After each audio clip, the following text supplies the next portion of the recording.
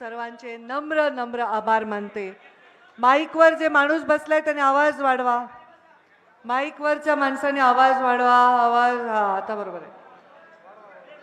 आज सायखेडा येथे हा बरोबर आहे असं राहू द्या। सायखेडा येथे ही जी सभा आयोजित केलेली आहे या सभेला ज्यांच्यासाठी मी आले, ज्यांना विजय मिळावा ह्याच्यासाठी मी रात्री आमची 12:30-1 वाजता चर्चा झाली आणि त्याच्यानंतर ही सभा ठरली। आणि जर मोदीजींसाठी एक मत वाढत असेल त्यांना प्रधानमंत्री करण्यासाठी तर आम्ही कधीही कुठेही केव्हाही कसंही जाऊन त्याच्यामध्ये योगदान द्यायला तयार आहोत।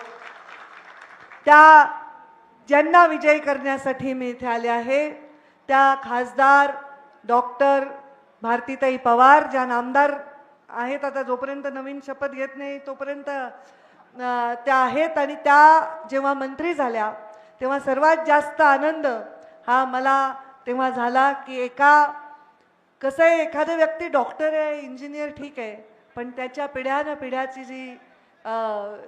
जी एक लढाई असते ती लढाई, त्या लढाईला सकारात्मक दिशा देण्याचं काम करण्याचं काम एका मागास वंचित समाजात जन्मलेल्या त्यातल्या त्यात एका स्त्रीला जर करायला मिळालं तर माझ्या एवढा आनंद कोणालाच त्याच्यामध्ये होणार नाही। आणि डॉक्टर भारतीताई खरंच आहे की जेव्हा त्या पहिल्यांदा खासदार झाल्या तेव्हा मी प्रीतमताईंना फोन केला की तुमची दुसरी टर्म आहे, तुम्ही महाराष्ट्रातल्या नवीन निवडून आलेल्या खास करून महिलांना मार्गदर्शन करा, काळजी घ्या आणि त्यांना सांगा काय करायला पाहिजे। आणि प्रीतमताई आणि त्यांची चांगलीच गट्टी जमली। प्रीतमताईंनी मला आग्रह केला की ताई तुम्ही त्यांची सभा घ्या। आपल्या या सभेला मी येऊन सगळ्यांना एवढंच सांगेन की भारतीताई आमची बहीण आहे आणि त्यांना आपण मोठ्या मताने निवडून द्या। त्यांच्या निवडणुकीमध्ये अत्यंत कष्ट करत असलेले आणि ज्यांनी खूप छान भाषण केलं आणि मला म्हटले वाघीण आहेत ताई जोरात बोला, ते आमदार दिलीप काका बनकर, मंचावर उपस्थित शंकररावजी वाघ, जगनप्पा कुटे, हेमंत धात्रक, प्रकाश घुगे, यातीन कदम, या निवडणुकीसाठी आमच्या भटका विमुक्त जे आमचंच वरती काय म्हणायचं त्याला त्याचे डायरेक्टर बोर्डाचे आमचे प्रवीण घुगे ते खास जबाबदारी घेऊन इथे काम करत आहेत। अतिलजी कुंदे, गणेशजी गीते, महेश कुटे, भाऊलाल तांबडे, विजय गडाख, राजेंद्र सोनवणे, भगवानराव बोरसे, मंजुषाताई दराडे, मनीषाताई बोडखे, सारिका डेरले, उपस्थित सर्वच मान्यवर आणि समोर उपस्थित वडीलधारी मंडळी, टोपीवाले सगळे शेतकरी दिसतात, कांद्याचेच असतील असं मला वाटतं, माहिती आहे। आणि जे बिना टोपीवाले तेही शेतकरी असू शकतात, कारण माझी इच्छा आहे की जीनची पॅन्ट घातलेला माणूस तुझा शेतकरी असावा आणि त्याने चांगलं कमवावं। ते युवा बांधव आणि माझ्या माता भगिनींनो, मी टिपिकल गोष्ट कधीच करत नाही। आपले आले एवढे नाव वाचले, झालं भाषण सुरू केलं। माझी इच्छा असते संवाद करताना समोरच्याच्या हृदयाला काय वाटतं ते आपण बोललं पाहिजे आणि जे आपण बोललो ते 10 वर्षांनी जरी रेकॉर्डिंग वाजवलं तरी त्याच्यातून माघार घ्यायची आपल्यावर वेळ आली नाही पाहिजे। माझे वडील गोपीनाथ मुंडे हे सर्वात मोठं कारण आहे की तुम्ही माझ्यावर प्रेम करता। ट्रोल करणारे काही लोक असतात ज्यांना पोटशूळ असतो, ते म्हणतात बाबा बाबा करते, आता बाबा बाबा नाही करणार तर काय करणार। माझ्या बाबांचं नाव सगळेच घेतात तर मी तर त्यांच्या पोटी जन्म घेतलाय, माझ्या मरेपर्यंत माझ्या बापाचं मी नाव घेणार आणि त्यांचं नाव वाढवणार, त्यांना अभिमान वाटेल, तुम्हाला अभिमान वाटेल असं काम करणार, तर मी का नाही नाव घेणार। मी बाबांचं नाव घेते ते माझे पिता म्हणून घेते नाही, ते माझे नेता होते म्हणून घेते। एका नेत्याने घडवत असताना एखाद्या कार्यकर्त्याला जेवढं झिजायला लावलं असेल त्याच्यापेक्षा 10 पट लेख म्हणून मला झिजायला लावलंय, मला कष्ट करायला लावलेत, म्हणूनच 10 वर्ष एवढ्या संघर्षानंतर मी उभी आहे। आणि म्हणून मला वाटतं की एखादी लेख, एखादी मुलगी, एखादी कन्या, एखादी स्त्री लढत असेल तर माझं सगळ्यात मोठं दायित्व आहे की तिच्या पाठीमागे मी माझी शक्ती उभी केली पाहिजे। सगळ्यांना खूप कौतुक वाटतं, पंकजाताईंची सभा फार आग्रह असतो लागली पाहिजे वगैरे, पण यावेळी थोडं मी जरा व्यस्त होते, तरी मध्ये मध्ये जाऊन मी काहीतरी वाचवायचा प्रयत्न करत होते की आपण नाही म्हणून अडचण होऊ नये। मी बाहेरही सभा घेतल्या, परंतु दूध पोळल्यामुळे ताकही फुंकून प्यावं लागते. मागच्या वेळी गडबड झाली. विकास केवढा केला, विकास काय केला. अहो मी नाशिकला आधी यायचं तर माझ्या अंगावर यायचं, जीवावर यायचं. 7-8 तास 9 तास लागायचे. आता ह्या समृद्धी मार्गाने अगदी मी औरंगाबादवर निघाले तर 1.5 तासात तर आपण शिर्डीला 1.5 तासाच्या आतच पोहोचते. ही परिस्थिती आहे. मग ही गती नाही का विकासाची. आपण म्हणतो विकास काय झाला, विकास काय झाला. विरोधक म्हणतात विकास काय झाला. अरे तुम्ही कधी विकासाची ओळख तरी करून दिली का जनतेला. तुम्ही फक्त जाती धर्माचं राजकारण करून मतं मिळवलेले आहेत. मी अनेक वर्ष अनेक नेत्यांचे पक्षाचे भाषण ऐकले. त्यांनी दरवेळी भाषण करताना सांगायचं या मागासलेल्या महाराष्ट्राला, या देशाला आम्ही अमुक करू तमुक करू. अरे तुम्ही जर खुर्चीवर विराजमान आहात, तुमच्याकडे पद आहे, तुमच्याकडे पद आहे, तरी तुम्ही मागासलेला म्हणतात. हा तुमचा पराभव नाही का. तो पराभव मान्य करायला मोदीजी तयार नाहीत. या देशामध्ये सर्वात मोठी लोकशाही आहे ही म्हणजे आपल्या भारताची आहे. सगळ्यात मोठा पक्ष तो म्हणजे भारतीय जनता पार्टी आहे, ज्याच्यावर सर्वात जास्त लोकांचा विश्वास आहे. आणि विश्वास असल्यामुळे अपेक्षा सुद्धा आहे आणि त्या रास्त आहेत. का नसतील अपेक्षा. या देशामध्ये जेव्हा सरकार आलं, प्रधानमंत्री नरेंद्र मोदी झाले, तेव्हा आणि त्याच्या आधीच्या प्रचाराची नुसती जर विचार करायचा ठरवला तर तेव्हा मी प्रचाराला जायचे तर नाकाला रुमाल लावावा लावायचा अशी परिस्थिती होती.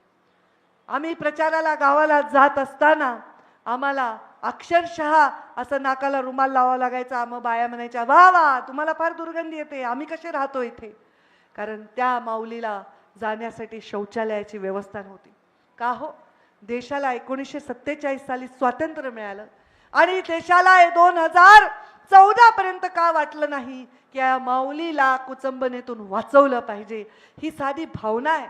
ही भावना ही महत्वाची आहे. ही भावना प्रेरणा झाली, ही एक चळवळ झाली. आणि आज जेव्हा 10 वर्षांनी मी प्रचारामध्ये जाते, मला रस्त्यावर शौचायला बसलेलं कोणी दिसत नाही. ही परिस्थिती आहे. मग ही केवढी मोठी मिळकत आहे. आणि मी ग्रामविकास मंत्री होते. देशामध्ये सगळ्यात जास्त ग्रामीण भागामध्ये शौचालय बांधल्याबद्दल मोदींच्या हाते आमचा पुरस्कार देऊन स्वागत झालं. जेव्हा आमची लोक मजाक उडवायचे, काय तुम्ही शौचालय बांधता, तुम्ही शौचालय बांधता. पण त्याची किती मोठी गोष्ट महत्वाची होती, त्याच्या मागे किती मोठा विषय होता, त्याच्या मागे माता भगिनीच्या बद्दल असणारा किती मोठा आदर होता, याचा विचार करण्याची गरज आहे. आज मोदीजींच्या योजना सांगा म्हणलं तर पटापट तुम्ही सांगताल. आज स्वच्छता अभियान सांगताल. आयुष्यमान कार्ड घेतलंय का नाही कोणी सांगा बरं, हात वर करा बरं. आयुष्यमान कार्ड घेतलेले लोक हात वर करा बरं. बघा, आयुष्यमान कार्ड घेतलंय. तुम्ही शेतकरी आहेत, कृषी सन्मान योजना घेता की नाही, अकाउंट मध्ये वेळेवर पैसे मिळतात की नाही, कुणाकोणाला मिळतात हात वर करा बरं, हात वर करा बरं. मग एवढा सगळा लाभ, एवढा सगळ्या योजना तुमच्यासाठी आहे. नुसत्या मोठे मोठे रस्ते भौतिक सुविधा बांधल्या नाही तर स्वतःला प्रधानमंत्री नाही प्रधान सेवक म्हणून घेतलं मोदीजी. आणि त्या प्रधान सेवकाला या देशाला जगातली सगळ्यात मोठी आर्थिक शक्ती बनवायची आहे. मग आपण त्याला साथ देणार की नाही. देण्यासाठी आपल्याला भारतीताईला निवडून द्यावं लागेल की नाही. त्यामुळे आपण कुठल्याही अफवांना बळी पडायचं कारण नाही. माझ्या नावाच्या मागे काय लागतं ह्याच्यावरून तुमचं माझं नातं ठरलं असतं तर आज मी इथे उभी राहिले नसते. कारण 5 वर्ष कुठल्याही संविधानिक पदावर मी नव्हते, तरीही तुम्ही माझ्यावर एवढा प्रेम करता, एवढा विश्वास ठेवता की पंकजाताईंची सभा झाली की नक्की या भागामध्ये आम्हाला मतदान मिळणार आहे. हा विश्वास माझ्या नेत्यांना सुद्धा वाटतो. तुम्ही आज माझी कॉलर टाईट केलेली आहे. मला ते उदयनराजेंसारखी कॉलर उडवता येत नाही, पण माझा आपला गमचा उडवून मी सांगते की गेल्या महाराष्ट्रामध्ये मी फिरतीये, सगळे म्हणतात ताई आल्या पाहिजे, ताई आल्या पाहिजे. म्हणलं का रे बाबा, मी तर काहीच नाही, मी कसं काय आली पाहिजे. का ते इथून जे तुमचं माझं कनेक्शन आहे ना, ते कनेक्शनची जोड कोणालाच येऊ शकत नाही. का हे कनेक्शन आहे का, कारण मुंडे साहेबांनी आपल्याला काय दिलंय, पाठीचा कणा मजबूत ठेवण्याची शक्ती दिलेली आहे. कधीच आपण कुणासमोर झुकू नये, कुठल्याही माझ्या कार्यकर्त्याला रस्त्यावर येऊ देऊ नये. अहो मुंडे साहेबांनी एका मिनिटात हसत खेळत आरक्षणाचा विषय मार्गी लावला. जावं लागलं का कुणाला जेलमध्ये, खावा लागला का लाठ्या? कधीच नाही. आपला समाज रस्त्यावर आणून त्याच्यावर स्वार होण्याचा संस्कार माझ्या बापाने माझ्यावर केले नाही. समाज म्हणजे जात नाही. जो वंचित आहे, जो पीडित आहे, त्याचा वाली आणि वाणी बनण्यासाठी मुंडे साहेब राजकारणात होते. आणि त्यांच्या मृत्यूनंतर बघा, माझ्या गळ्यात रुद्राक्षाची माळ आहे. मला काहीच कमवायची इच्छा नाही. मला कुठल्याही गोष्टीची मला लालच नाही. कुठलं पद, कुठली प्रतिष्ठा, कुठला पैसा, कुठली गाडी, कुठला बंगला, मला काही नको आहे. भरल्या ताटावरून माझा बाप गेला. तुम्हाला सोन्याचा घास भरवायचं त्यांचं स्वप्न तसंच ठेवून गेला. म्हणून तडफड आहे. 5 वर्ष मंत्री असताना काम केलं, कधी जातीभेद केला नाही, कधी धर्माचा विषय केला नाही. आज घरकुलाची योजना आहे, प्रधानमंत्री नरेंद्र मोदींनी सुरू केली. प्रत्येक माणसाला पक्क्या घरात नेण्याचं स्वप्न पूर्ण केलं.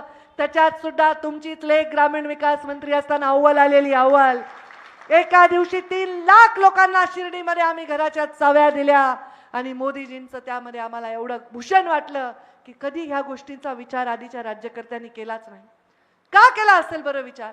का बरं मुंडे साहेबांच्या मनात एवढी तळमळ आहे? कारण मुंडे साहेब जेव्हा शाळेत जात होते ना, त्यांच्या पायात घालायला चप्पल नव्हती. अनुवानी शाळेत 14 किलोमीटर रान तुडवत जात होते. म्हणून त्यांची तळमळ होती की समाज मोठा झाला पाहिजे, गरीब मोठा झाला पाहिजे, वंचिताला आपल्याला आवाज देता आला पाहिजे. काखेमध्ये चपला कोपून डोक्यावर आपल्या एखादं वजन असेल तर ते वजन काखेत चप्पल खोबून जावं लागायचं. अशा परिस्थितीमध्ये मी का माझी चप्पल काढायची, मी का माझी चप्पल काखेत खोवून जायची, हा प्रश्न 10-11 वर्षाच्या माणसाला पडला. म्हणून एवढी मोठी क्रांती घडू शकते. आज प्रधानमंत्री नरेंद्र मोदी, चहाची टपरी वडिलांची, काही प्रॉपर्टी नाही आहे, काही नाव आहे, लिगसी आहे, 10-12 घर आहे, जमिनी आहे, जायदाद आहे, काही नाही हो. 2 एकर जमीन सुद्धा नाही. चहाची टपरी, त्या टपरीत फावल्या वेळेत आपल्या वडिलांसाठी मदत करणारा माणूस देशाचा प्रधानमंत्री होतं. आणि कोण आहेत हे शहाणे लोक म्हणतात की प्रधानमंत्री संविधान संपवणार आहेत? अहो, हे संविधान आहे महामानव डॉक्टर बाबासाहेब आंबेडकरांनी दिलेलं. म्हणूनच एक चहा विकणाऱ्याचा मुलगा, चहा विकून मजुरी करून शिकणारा मुलगा देशाचा प्रधानमंत्री बनू शकतो. अरे त्या संविधानाला हात लावणार नाही ही घोषणा वेळोवेळी मोदीजी करतात. मोदीजी सांगतायत की एसटीच्या आरक्षणाला, त्यांच्या हक्काला, ओबीसींच्या सामान्य माणसाच्या हक्काला धक्का न लावता या देशाचा विकास करता येईल. मुख्य प्रवाहात सामान्य माणसाला आणून विकास करता येईल. ही लढाईच तर त्याच्यासाठी आहे. काय लढाई आहे माझी तरी? काय या राजकारणामध्ये एवढा संघर्ष, एवढ्या गोष्टी पेलल्यानंतर राहावं वाटतं? कारण पदावर राहिल्यानंतरच तुमचे कामं करता येतात. मला वाटतं 50-100 कोटी रुपयाचे मुख्यमंत्री ग्राम सडक योजना मी नाशिकमध्ये केलेले आहेत. भारतीताईंच्या पण पत्रावर त्यांनी भरपूर मला निधी त्यांना मी दिलेला आहे. 25-15चं तोंड मला लोकांना माहित नव्हतं की 25-15 काय, जलयुक्त शिवार काय, हे कसं झालं. मी मुंडे साहेबांचा प्रचार करायचे तेव्हा मी एक डायरी घेऊन जायचे आणि मी लिहून ठेवायचे त्या डायरीमध्ये, ह्या गावात ही अडचण आहे, त्या गावात ती अडचण आहे. ते मग ती डायरी झाली. मुंडे साहेबांना निवडून आल्यावर म्हणलं, बाबा या डायरीमध्ये हे लिहिलेलं आहे, हे लोकांचं करायचं आहे. ते म्हणले, अरे आता मी मंत्री झालोय देशाचा, मी कुठलीही गोष्ट शिल्लक ठेवणार नाही. लोकांनी मला 14 वर्ष साथ दिली, सत्तेत नसताना देखील त्यांचा वनवास संपवणार आहे असं त्यांनी सांगितलं. ती डायरी तशीच राहिली, पण साहेब निघून गेले. त्या डायरी मधली प्रत्येक गोष्ट ही योजना झाली. जलयुक्त शिवार मी मंत्री नसताना सुद्धा माझ्या NGOच्या माध्यमातून मी वैद्यनाथ पॅटर्न म्हणून हे काम करत होते. ते जलयुक्त शिवार झालंय. त्या जलयुक्त शिवारचा एवढं चांगलं काम आहे, विरोधकही येत होते टोपले घेऊन, खोरे घेऊन, कारण लोकांनी ती चळवळ बनवली. योजना लोकांवर लादता येत नाही, त्याला चळवळ बनवावं लागतंय, हे मोदीजींनी आपल्याला शिकवलेलं आहे. त्या जलयुक्त शिवारमध्ये जेव्हा टोपलं घेऊन उन्हामानाचं आम्ही काम करत होतो तेव्हा आता फळ मिळालं. मी आता मान तालुक्यात गेले होते. प्रचंड दुष्काळी तालुका आहे. त्या तालुक्यामध्ये पूर्ण नदी खोलीकरण, बंधारे वगैरे आम्ही काम केलं. आत्ताच 2-2.5 महिन्यापूर्वी, 3-4 महिने झाले असतील, एक मुलगा माझ्याकडे आला 22-23 वर्षाचा आणि त्यांनी मला एक डब्बा, एक खोकं दिलं. त्या खोकामध्ये डाळिंब होते. म्हणलं, काय हे घेऊन आला? ताई हे डाळिंब मी देवाला वाहिल्यानंतर पहिल्यांदा तुम्हाला आणले. म्हणलं, का? मी मजुरी करत होतो दुसऱ्याच्या शेतात ताई, तुम्ही जलयुक्त शिवार योजना आणली, तुम्ही बंधारा बांधला आमच्या शेताला एवढं पाणी मिळालं की मी स्वतः डाळिंबाचा बाग तयार केलाय आणि शेजारच्या लोकांना एकत्र करून गट शेती करून आम्ही डाळिंब आता एक्सपोर्ट करतो म्हणून त्यांनी मला आणून दिले. ह्याच्यापेक्षा काय मोठी पावती पाहिजे? कोणी सोनं नाणं हिरे जवाहरात आणून दिले तरी नाही, पण गरीबाचा आशीर्वाद हा त्याच्यापेक्षा मोठा आहे. ह्या नुसता गप्पा मारत नाहीये, हे जगतोय म्हणून तुम्ही आमचं ऐकायला आलोय. बोलणारे एक आणि करणारे एक असते तर तुम्ही उभंच केलं नसतं, हे मला माहिती आहे. जे तोंडातून वाक्य निघतं ते पूर्ण करण्यासाठीच आमचा जन्म झालेला आहे, तुमच्या सेवेसाठी. मान्य कांद्याचा प्रश्न आहे. कांदा कधी रडवतो कधी हसवतो. शेतकरी रडला तर राजकारणाला रडावं लागतं, शेतकरी हसला तर राजकारणाला हसावं लागतं. मला माहिती आहे कांद्याचा विषय. कांद्याच्या बाबतीत सरकारने निर्णय देखील घेतलेला आहे, परंतु कायमस्वरूपी हे निर्णय पूर्णपणे शेतकऱ्यांच्या हिताचे घेतले पाहिजे, बळीराजाच्या हिताचे घेतले पाहिजे. त्याच्यासाठी आपल्याला शेतकऱ्याला उत्पादनासाठी लागणारा खर्च आणि त्याच्यावर त्याला नफा हे देण्याचा निर्णय आपण घेतलेला आहे. कधी कधी निर्यात धोरणामुळे आयात धोरणामुळे उत्पादन जास्त झाल्यामुळे किमती पडू शकतात, पण त्यामध्ये शेतकऱ्याला वाजवी किंमत मिळून त्या कांद्याचा किंवा त्या उत्पादनाचा न्याय करण्यासाठी सरकारचा हस्तक्षेप जरुरी आहे. तुमच्याकडे होत असणारा ड्रायपोर्ट तेच सांगतो. तुमचा कांदा विकला नाही गेला, कांद्याची पावडर करा, कांद्याच्या सुकलेल्या कांद्याच्या एअर फ्राय करून त्याचे तुम्ही पॅक करून ते एक्सपोर्ट करा. तुमच्या द्राक्षाची अडचण झाली, द्राक्षाचे ड्रायफ्रूट करायचे ते एक्सपोर्ट करा. तुमच्या या भागामधल्या प्रत्येक पिकाला न्याय देण्यासाठी ड्रायपोर्ट ही अत्यंत महत्त्वाची योजना आहे. मी स्वतः खात्री देते, मी दिल्लीमध्ये गेल्यावर या ड्रायपोर्टमधनं होणाऱ्या शेतकऱ्यांच्या न्यायाच्या प्रत्येक योजनेकडे मी स्वतः लक्ष देईन. तुम्हाला भारतीताई सोबत पंकजा मुंडे सुद्धा खासदार मिळेल, डबल डबल खासदार.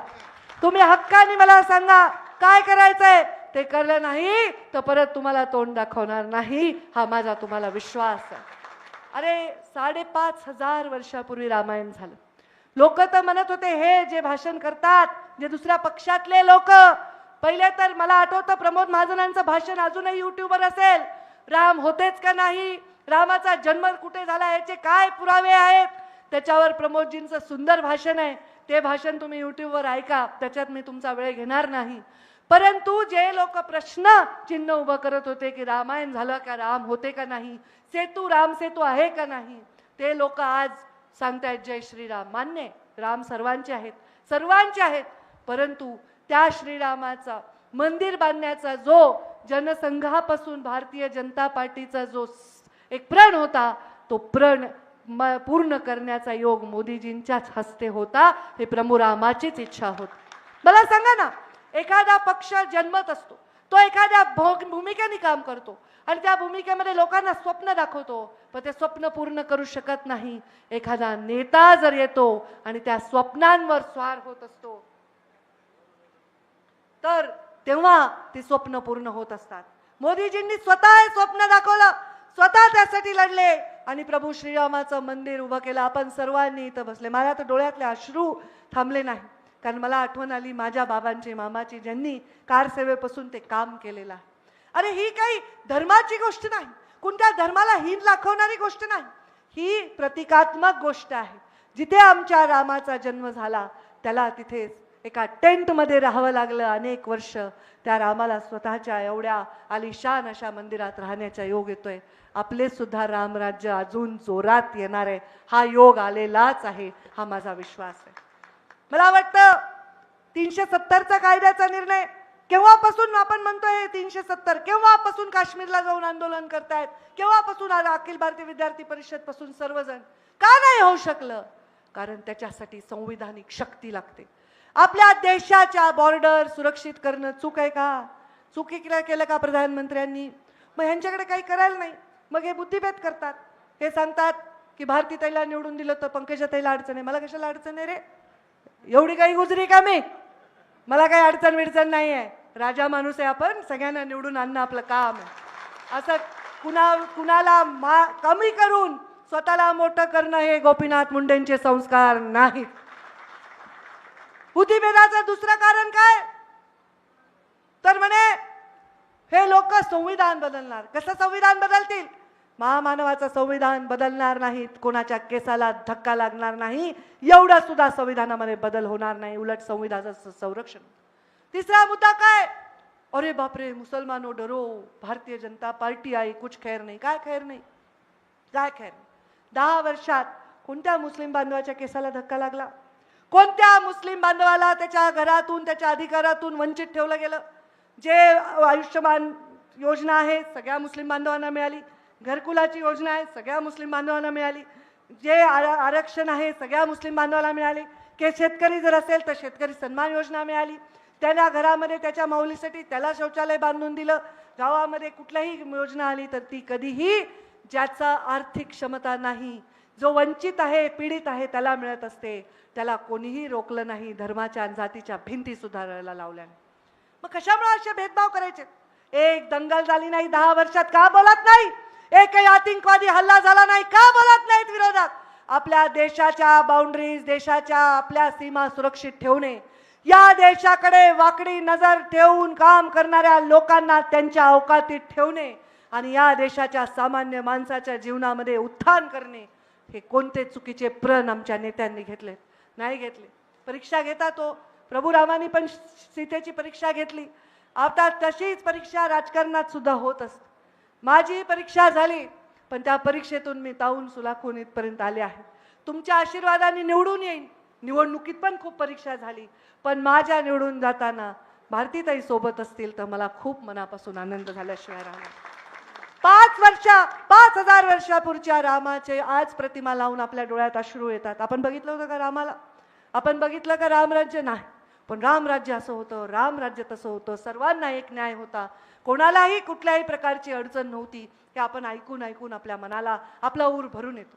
त्याच्यानंतर जर कोणी राज्य पाहिलं असेल ते छत्रपती शिवरायांचं राज्य. त्या राज्यामध्ये आणि रामराज्यामध्ये काय साम्य होतं? रामा एक वचनी, एक पत्नी, एक बाणी होता. माझा छत्रपती शिवराय सुद्धा असा राजा होता ज्याच्या दरबारात कधी स्त्रीला अवमान झाला नाही, तिला कधी नाचवलं गेलं नाही, असा माझा छत्रपती राजा. या छत्रपती शिवरायांनी अरे लुटामध्ये विजयी झाल्यानंतर जे यायचं त्याच्यामध्ये जर एखादी महिला कोणी आणली तर तिची ओटी भरून तिला वापस तिच्या घरी सन्मानाने पाठवायचे. जिजाऊंचे संस्कार, छत्रपती शिवरायांचे संस्कार या महाराष्ट्रात आहेत. मग रामराज्य, शिवशाही आरोबवली. त्याच्यानंतर कोणी जनतेची काळजी केली? ती काळजी केली ती आमच्या सरकारने केलेली आहे. साहजिक आहे, संघर्ष आहे. विरोधक गरीब माणसांना धर्माच्या, जातीच्या नावाखाली भेडसावत आहेत. संघर्ष नक्कीच आहे. पण या देशाचा प्रधानमंत्री कोण होणार? तर आम्ही छाती ठोकपणे सांगतो, नरेंद्र मोदी होणार. समोरच्या लोकांना विचारा तुमचा प्रधानमंत्री पदाचा उमेदवार कोण आहे, त्यांना सांगता येणार नाही. ते नंतर भांडत बसण्यासाठी पूर्ण तयारी केली असेल. मग स्थिर पण पाहिजे ना सरकार, स्थिर पण पाहिजे ना. आपलं घर सुद्धा सांभाळताना बापाचा धाक, आईची माया ही आवश्यक असते की नाही? तसंच मोदीजींकडे धाक पण आहे आणि माया पण आहे. गरीबाकडे बघून डोळ्यात अश्रू पण येतात आणि आपल्या देशाकडे जर कोणी वाकडी नजर केली तर त्याचे डोळे काढून घेण्याची शक्ती सुद्धा त्यांच्यामध्ये. त्यामुळे आपण कुठल्याही अफवांना बळी पडण्याचं काहीही कारण नाही. आपल्याला प्रधानमंत्री हवा आहे जो देशाला स्थिर सरकार देईल. केवळ नरेंद्र मोदी हे देऊ शकतात. आपल्याला प्रधानमंत्री हवा आहे जो देशाला जगामध्ये सन्मान मिळवून देईल. फक्त नरेंद्र मोदी मिळवून देऊ शकतात. आपल्याला असा देशाला प्रधानमंत्री हवा आहे जो या देशाच्या गरिबांचे अश्रू अनुभवून ते अश्रू पुसण्यासाठी सदैव तयार आहे. सोपं नाही आहे. वर्षानुवर्ष ज्या गोष्टी शक्य नाही झाल्या त्या प्रधानमंत्र्यांनी करून दिल्या. अहो केदारनाथ पूर्ण वाहून गेलं होतं, तुम्ही डोळ्यांनी पाहिलंय. हा सूर्य आणि हा जयद्रथ गप्पा हाणण्याचं राजकारण नाहीये. एका वर्षात केदारनाथ उभं करण्याचं काम त्यांनी केलं. एका वर्षात बाबा विश्वनाथाचं मंदिर उभं करून सगळ्यांना सोबत घेऊन सर्व धर्मांमध्ये कुठली अडचण न होता सर्व अतिक्रमण काढून त्यांनी केलं. हे श्रद्धास्थान म्हणजे अंधश्रद्धा नाही. या ठिकाणी अनेक लोकांची रोजीरोटी चालते. आज तीर्थक्षेत्र विकास आहे. मी मध्य प्रदेशची सहप्रभारी होते. आमच्या शिवराज सिंग चव्हाणांनी तिथे महाकालचा एवढा मोठा कॉरिडॉर केला. किती लोकांना रोजगार मिळाला. तिथे बग्गी चालवणाऱ्याला रोजगार मिळाला, फुलं विकणाऱ्याला रोजगार मिळाला, हॉटेल चालवणाऱ्याला रोजगार मिळाला, पुजाऱ्यांना काम मिळालं. नाही मिळालं का? प्रत्येक गोष्टीमध्ये रोजगार आहे, प्रत्येक गोष्टीमध्ये काम आहे. आज इथे G20 समिट झालं, अनेक लोक या देशामध्ये इन्व्हेस्टमेंट करण्यासाठी उत्सुक आहेत. आता हे निवडणुकीमुळे वातावरण अस्थिर असतं. या निवडणुकीमध्ये जेव्हा 400 पार भारतीय जनता पार्टी करेल, तुम्ही पहा या जगातले कसे लोक इथे लाड कार्पेट घालून आपल्यासाठी मोठ्या मोठ्या योजना घेऊन येतील. तुम्ही बघा आपल्या देशातल्या या भागातल्या शेतकऱ्याचा कांदा कॅनडापर्यंत गेल्याशिवाय राहणार नाही, हा मला विश्वास. गडकरींनी भाषण केलं, मी ऐकलं. मला इथलं भाषण नाही ऐकता आलं, पण माझ्या कार्यक्रमामध्ये त्यांनी केलं. त्यांनी सांगितलं की तुम्ही बळीराजा आहात, तुम्ही अन्नदाते नाही ऊर्जादाते व्हा. तुम्हाला ऊर्जा कशी मिळवायची, कसा शेतकऱ्याला अजून उद्योगाचा चालना द्यायची, शेती हाही उद्योग समजून कसं काम करायचं, ह्याच्यासाठी येणाऱ्या काळात प्रयोग होणार आहेत. जे फसलेले आहेत, ज्यांनी फसवलेलं आहे, अशा लोकांच्या पाठीमागे उभे राहू नका. यांना काही सापडत नाही. 5-10 वर्षांनी एखादं लॉलीपॉप सुरू होतं, एखादा विषय घेतात आणि त्या विषयाला जातीवादाचा रंग लावतात आणि मग लावा माणसांना जातीपातीच्या राजकारणामध्ये व्यस्त ठेवा, धर्माच्या राजकारणामध्ये व्यस्त ठेवा. अरे 60 वर्ष तुम्ही जे केलं नाही तेच घेऊन त्याच खांद्यावर बंदूक ठेवून आमच्याकडे तुम्ही निशाणा करू नका. ही जनता ती बंदूक तुमच्याकडे फिरवल्याशिवाय राहणार नाही, हा मला विश्वास. आपण सर्वजण आज एक प्रण करू. आपण आपल्या देशामध्ये 1947 पासून आमच्या अटल बिहारी वाजपेयीचं सरकार सोडता सदैव सदैव विश्वास ठेवला आहे त्या पक्षांवर.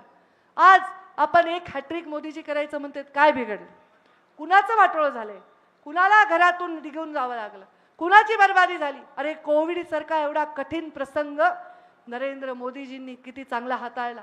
अहो मी आणि माझी बहीण हे कोणी आले नाही, आम्ही रोज जायचो वॉर्डमध्ये लोकांना भेटायला. 3 वेळा कोविड झाला प्रीतमताईला आणि मला.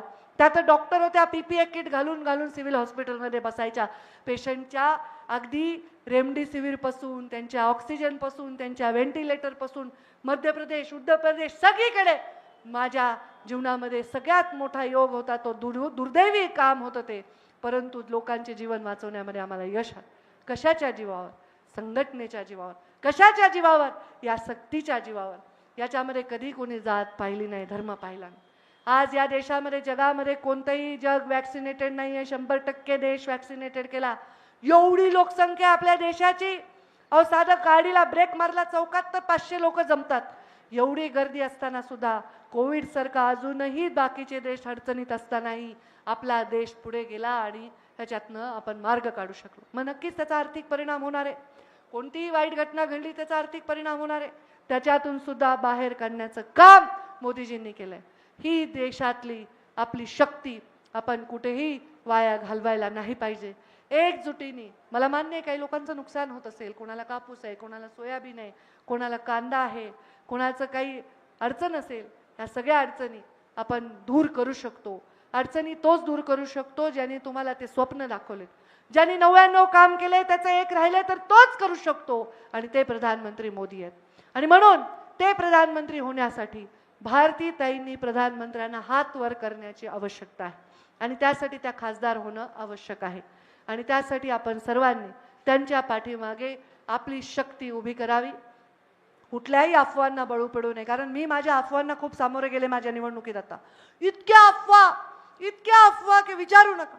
मला तर असं वाटलं की हे काय आहे. जर सोशल मीडियाच्या जीवावर राजकारण होत असेल तर हे भारताच्या आणि त्यातल्या त्यात पुरोगामी महाराष्ट्राच्या भविष्यासाठी योग्य नाही. कुठल्याही अफवांवर आपण बळी पडू नका. मी स्वतः आलेली आहे. मला तुम्ही बोलवलंय, मी नाही. रात्री 1 वाजता मला गिरीश महाजनांचा फोन आला, बावनकुळेंचा फोन आला. मी म्हटलं अरे माझं काय गरज आहे, खूप लोक आहेत, मोठे मोठे नेते आहेत, त्यांना बोलवा. मी दुसरी मुंबईला सभा दिली होती. ते म्हणले नाही तुम्ही यावंच लागेल. पण मी आले कारण माझ्या असण्याचा कुणाला फायदा झाला तर मला त्याचा गर्व आहे, पण माझ्या नसण्याने कुणाला नुकसान झालं तर ते योग्य नाही. आणि म्हणून मी आले. मला फूड पॉयझनिंग झालं होतं. माझा चेहरा आज थोडा गंभीर असेल, नाही तर मला बोलायला त्रास होत होता. मला आज सकाळपासून प्रचंड त्रास होतोय. हायपोग्लायसेमिया झालाय, लो BP झालाय. पण तरी कारण 5-6 दिवस झाले मी पण खिंड लढवत होते ना बाबा. त्या बीडमध्ये काय कमी ताप होता का माझ्या डोक्याला? कुठे की बीड. आता बीडची किंमत देशाला कळली आहे. बीडची किंमत सगळ्यांना कळलेली आहे. आता ते किंमत ठेवणार आहेत, मला विश्वास आहे. तुम्ही माझी काळजी करू नका. माझी काळजी करू नका. माझ्यासाठी तुमचे आशीर्वाद महत्त्वाचे आहेत. प्रार्थना करताना मला आशीर्वाद मागा. नक्की मागा, पण भारतीताईंना विजयी करा, एवढंच मी आपल्या सर्वांना विनंती करते.